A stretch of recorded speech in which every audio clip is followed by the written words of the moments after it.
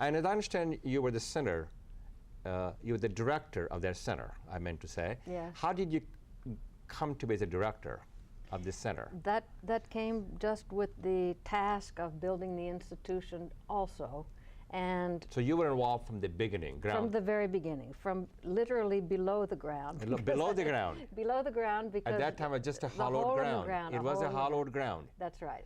Okay. That's right. So the thing is that what would make it Gandhian, that was the task. And I'm sure you can imagine that people from Indian origin kept coming and saying, you need to make khadi, you need to spin, go through all of these things. And I knew that wasn't going to make it in America. And I knew that if I had to wear khadi all the time, nobody would see me very often because I'd be ironing, you know. So the two things which we felt in thinking it through would really make it Gandhian, not just a place, but that the people who would build it and support it would be active in that spirit, that it is completely voluntary. And that was very important from the beginning. Neither I nor anyone who works with the Gandhi Center receives any remuneration, none. And the second, and this people find mystifying, we do no fundraising or solicitation.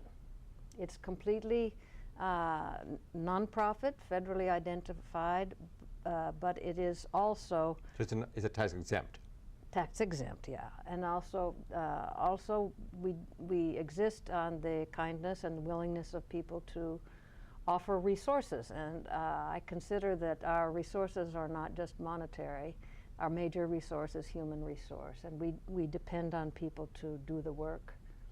We do our own printing. We're quite self-sufficient in so you're most self-sustaining. of what we do. Yeah.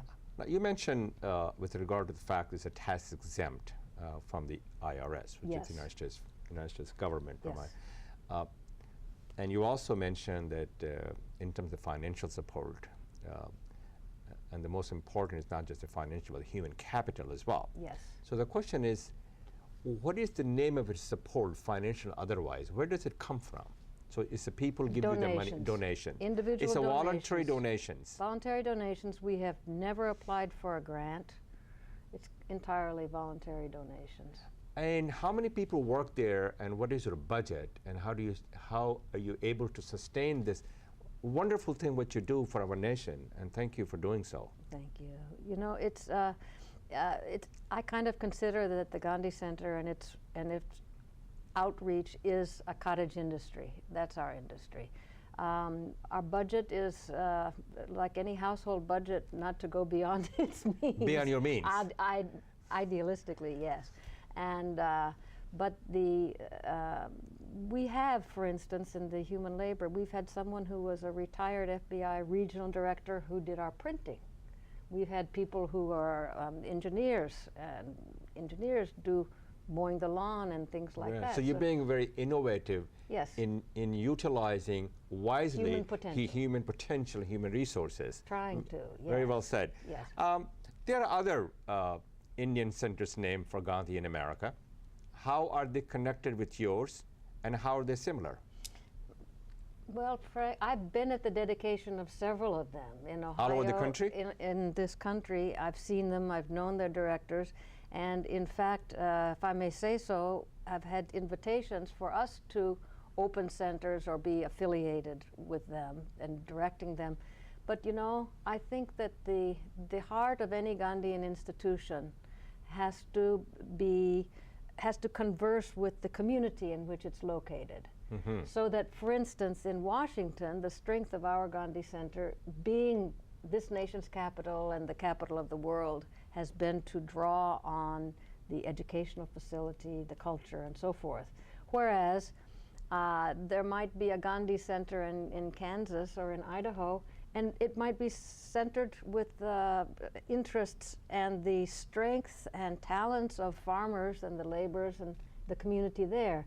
I think to say Gandhi is pretty much to say infinite as far as expression. That's the best way to describe it. Yeah, so we don't want to be like a mother church or a mother institution. Let it grow from the source of the people locally, and then, of course, we're happy to share our example. How have your personal ideas and ideals about your work change and develop since the dedication of Gandhi Center in 1976? And that was a long years ago. Yeah, that's a tough question. I think that... When I say ideas and ideals, Yes. I wanted to get your feedback on both topics. Okay. I think that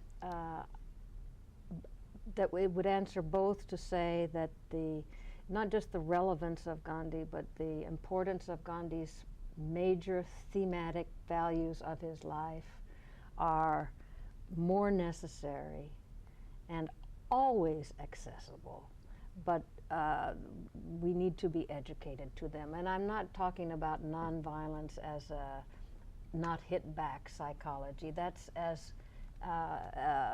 unrelated to human life as with a heartache putting a Band-Aid on the chest. It doesn't get to the problem, it doesn't stop the pain.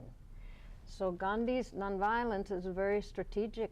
It's strategic, but it's also very fundamental in getting to the ideas of the honesty and simplicity in conduct and the character of life, character of individual life.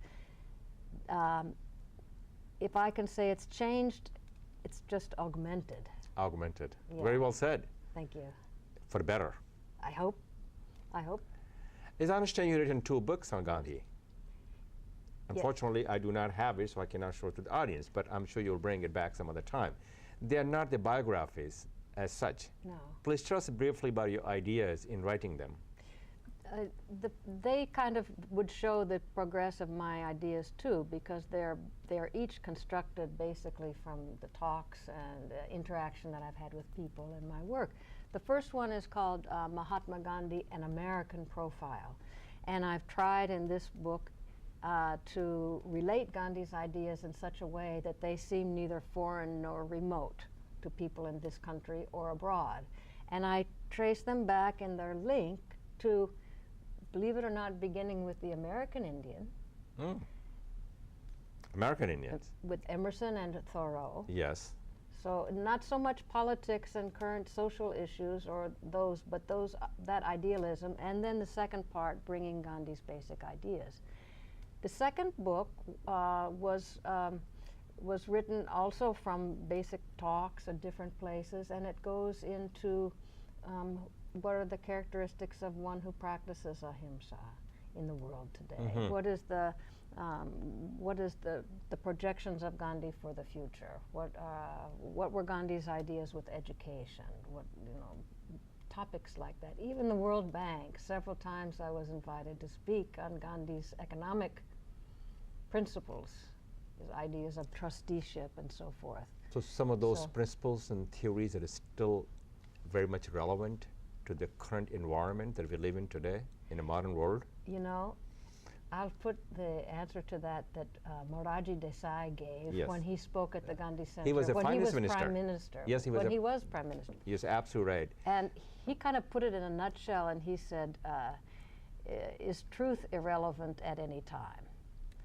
This gives me a segue to ask you a question. What are the most striking features about Gandhi's character that you believe can serve Americans and other non-Indian these days?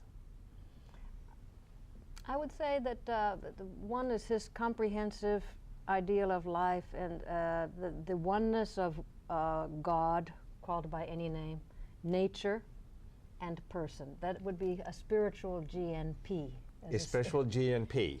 God, nature, and person. That looking upon nature as our material, not just material surroundings, but an alma mater to our home. And that requires a certain ethic.